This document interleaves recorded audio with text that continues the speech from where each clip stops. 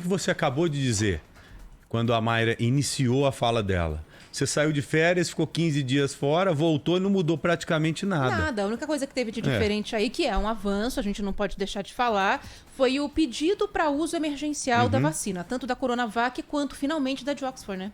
Exatamente. E nada da Pfizer, né? E, inclusive, hoje, pela manhã, o Instituto Butantan acabou entregando uma outra parte da documentação que foi requerida pela própria Anvisa. Agora, esse entendimento eu achei que estava mais avançado, antes de ouvir essa fala do governador do estado de São Paulo, João Dória. Ele colocou ali várias vezes, você ouviu? Alguém aqui presente é capaz de me dizer o início do Plano Nacional de Imunização? Ele colocou várias vezes e de forma muito clara. Então, quer dizer, o governo do estado de São Paulo, pelo que percebi, não está acreditando nesse entendimento. Não está acreditando do que pode ter continuidade esse entendimento que foi iniciado na semana passada. Por tudo que já vivemos, por tudo que já vimos. Não me surpreenderia, acho que nem a você, Ana Paula Rodrigues, e o nosso ouvinte, muito menos, se não houvesse esse entendimento lá na frente. Não é? Já ouvimos várias vezes coisas contrárias a isso que vem sendo colocado nos últimos dias. Bom, o Instituto Butantan entregou para a Anvisa no dia 8, ou seja, sexta-feira, e tem 10 dias, a Anvisa tem 10 dias para aprovar, ou seja, dia 18. Se a Anvisa não aprovar até o dia 18, o governo do estado de São Paulo, se não houver um entendimento com o governo federal, deve entrar na justiça, como já foi dito no final do mês passado. É isso. No final do ano passado. Isso se a gente não tiver a aprovação da Coronavac. Tem ainda a possibilidade de aprovação da vacina de Oxford, que até agora não teve nenhum problema em relação à documentação que já foi apresentada à Anvisa. Aliás, vamos para Brasília, porque a gente está com reportagem aqui na linha, Joel. Rafael Procópio está aqui para falar com a gente sobre essa documentação que faltava, que o Instituto Butantan ficou de encaminhar para a Anvisa, e também sobre a produção de uma outra vacina que deve acontecer aqui no Brasil, né, Rafael? Essa é boa. Boa tarde para você. Boa tarde, Rafael. Exatamente, Ana, exatamente, Joel, muito boa tarde a vocês, um prazer falar com vocês e com todo mundo. Pois é, a gente fica aí na expectativa aí do avanço de todos esses relatórios, mas como vocês bem falaram, tudo foi enviado na sexta-feira, tanto da Fiocruz quanto do Butantan, e mesmo com esse pequeno break aí que aconteceu no sábado, tudo indica que o tempo corrido aí de 10 dias não deve ser interrompido, ou seja, ainda há expectativa de que tudo seja resolvido até o dia 18 e também há expectativa por conta do governo federal de a expectativa mais positiva possível de iniciar a vacinação contra a Covid-19 já no dia 20 de janeiro. A outra possibilidade é entre 20 e 10 de fevereiro e, finalmente, a mais pessimista de todas, essa que a gente não quer, só depois do dia 10 de fevereiro. Mas voltando um pouquinho aqui para a capital federal, o Distrito Federal pode começar a produzir a vacina Sputnik V, projetada pelo Instituto Farmacêutico Russo Gamaleya ainda nesta semana. A expectativa da União Química, laboratório nacional que tem o direito de produção, é de fazer cerca de 8 milhões de doses por mês durante o primeiro semestre de 2021. O diretor de negócios internacionais do grupo, Rogério Rosso, afirma que a prioridade é da população brasileira. Vamos ouvir. O nosso contrato prevê prioritariamente a disponibilização e a produção de vacinas aqui para o Brasil.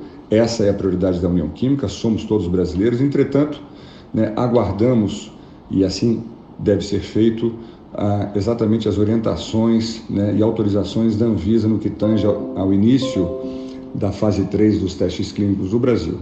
Enquanto isso, vários outros países já estão autorizando emergencialmente a utilização da Sputnik V. No entanto, por conta do imunizante ainda não ser registrado no país, as doses podem ser exportadas para outros locais da América Latina que já o aprovaram, como a Argentina e também a Bolívia. A empresa tem contrato com um fundo de investimento russo, o que permite que exista uma transferência total de tecnologia. Ou seja, todo o processo de fabricação dessa vacina será feito totalmente no Brasil. Até então, a União Química aguarda a autorização da Anvisa, como vocês disseram, para iniciar os testes da fase 3 do imunizante no país. Ele já foi autorizado em diversos outros, além dos da América Latina que acabamos de citar, a própria Rússia, Bielorrússia, Sérvia e hoje também começa lá na Argélia. Até então, mais de 1,5 milhão de pessoas foram vacinadas com a Sputnik V. No Brasil, a expectativa é que as doses cheguem, todas as doses de todos os imunizantes aí previstos para esse ano de 2021, a expectativa é que sejam um pouco mais de 300 milhões. Os mais adiantados são nesses corridos da Fiocruz, com a tecnologia da Universidade de Oxford e com a farmacêutica AstraZeneca, e o produzido pelo Instituto Butantan, desenvolvido pela farmacêutica chinesa Sinopharm. Inclusive esse último, será de prioridade total do SUS, amigos. Agora, é uma coisa estranha isso, né, Joel? A gente estava falando até aqui fora do ar, né, no caso da Sputnik V. Não, é de surreal. acontecer a produção aqui no Brasil e as doses não poderem ficar aqui. Até porque, para que haja o registro, ao mínimo, pelo menos emergencial, né, para uso aqui no Brasil, as vacinas têm que estar em testes aqui. Havia uma expectativa, né, Rafael, de que esses testes fossem feitos aqui no Brasil. Esses testes começaram? A gente consegue colocar o uso dessas vacinas aqui no Brasil no horizonte em algum momento? É porque é surreal você imaginar essa necessidade toda que estamos vivendo, todo mundo não clamando, precisando de vacina, nenhuma sendo aplicada, e você começar a produzir vacina aqui, em solo brasileiro para exportar. Não é? Acho que é difícil de procurar o entendimento, de procurar uma razão para isso. Pois não, Rafael? Pois é, amigos, a ideia aqui é que ela seja submetida, os testes sejam submetidos aqui, agora na fase 3, aquela fase clínica, não é nem a pré-clínica, aquela já que a gente já começa a imunizar as pessoas, teste duplo cego, alguns com placebo e outros com imunizante de fato. E a gente viu nos últimos meses todo esse processo que aconteceu com a vacina de Oxford e também com a chinesa, produzida pela Sinopharm, e demorou, assim, para termos de vacinas comparado aos outros anos, até que a situação foi bem mais rápida, mas estamos no meio da pandemia, então a gente sabe como é que é a situação e acabou demorando bastante para chegar na população. E a gente fica na expectativa de que esse processo, depois de... A gente, inclusive, pode, na verdade, a Anvisa pode avaliar de outros centros, por exemplo, aqui do nosso lado, os nossos vizinhos, os argentinos, já estão utilizando, na Bolívia também, e na Bielorrússia, na própria Rússia, são mais de 1,5 milhão de pessoas que já foram vacinadas com esse imunizante. Seria interessante utilizar desses dados de outros lugares, assim como a gente viu também na vacina chinesa. Mas, muito provavelmente, a gente vai ver uma demora ainda grande para finalmente poder autorizar a vacina russa aqui no Brasil. Olha, essa vacina ela causou uma desconfiança muito grande lá atrás. Ainda causa para alguns países, mas a gente percebeu que não é muito simples assim, não. Que os russos colocaram uma tecnologia importante que conseguiram, sim, uma vacina que pode ser importante para ajudar o mundo.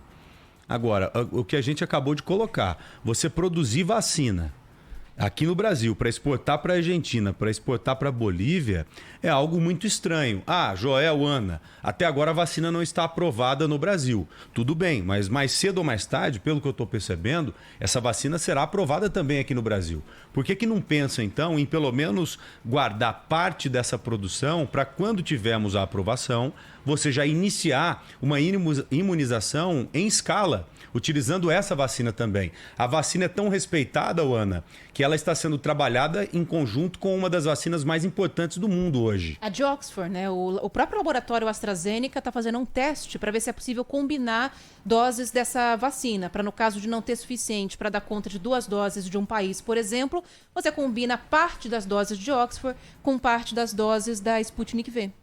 Exatamente. Então não é uma vacina para ser desprezada de jeito nenhum. O governo brasileiro deveria procurar um entendimento e procurar assimilar melhor essa ideia aí para pensar lá na frente, mais uma vez, para a gente não ser penalizado, como estamos sendo penalizados agora, ao assistirmos o mundo iniciar uma campanha ou as campanhas de vacinação e a gente sem nada por hora. Ô, Rafael... Oi, pois não, Rafael? E só para complementar algumas informações, há um tempo atrás a gente viu o próprio presidente da Rússia, Vladimir Putin, afirmar que a própria filha dele, que trabalha na área da saúde, foi uma das imunizadas, foi uma das que participou dos testes. E pouco depois, o próprio Kremlin afirmou que a eficácia dessa vacina, a imunização dela seria de aproximadamente 2 anos, e os dados que chegam da Rússia é que ela tem 91,4% de eficácia. Exatamente. E essa vacina foi produzida no Instituto Gamaleya russo, que é um instituto que trabalhou na Primeira Guerra Mundial, atuou na Primeira Guerra Mundial, Segunda Guerra Mundial, e que tem know-how para isso, e que já vinha desenvolvendo vacinas como o SARS e o MERS, contra o SARS e o MERS. Por isso que conseguiu dar um passo tão largo a ponto de já colocar uma vacina contra o coronavírus com essa eficácia toda que você acabou de dizer pra gente. Então não é bom desprezar, acho que não é legal a gente desprezar essa vacina de jeito nenhum. Nenhuma. É verdade. Alguma colocação ao Rafael ou não? Não, só agradecer mesmo, Rafael Procópio, pela participação aqui no Bora Brasil de hoje. Rafael. Aquele abraço, viu, Rafael? Valeu. Muito obrigado. Eu agradeço, amigo. Abraço a todos. Valeu. Um abraço, bom trabalho aí e até breve.